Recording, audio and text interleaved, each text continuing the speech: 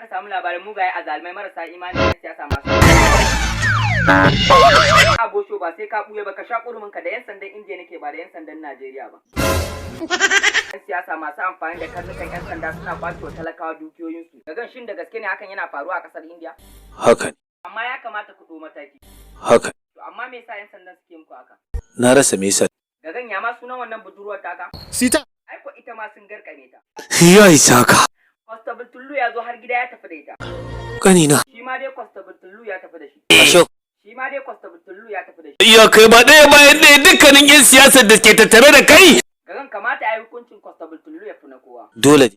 Gagan su ko manyan 'yan siyasan ya za ka yi da su. 'Yan siyasar da ke tattare da kai da masu mara maka baya kowanne sai ya gane kuras. Constable Tullu ka saki sita baka san wace ce ita ba. To ita din wace ce ita? Constable Tullu ya kake min ihu ni ma sai na rama. Madam Sita fa.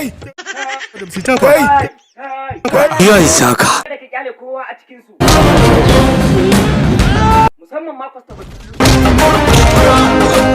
Haka sinu ya kaga wannan suburbuda daga gan yake yi. Suburbude din maukaciya. Suburbude shi.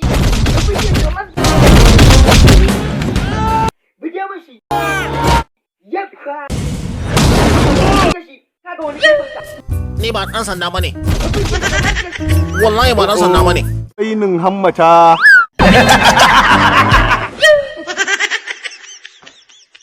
Ayo.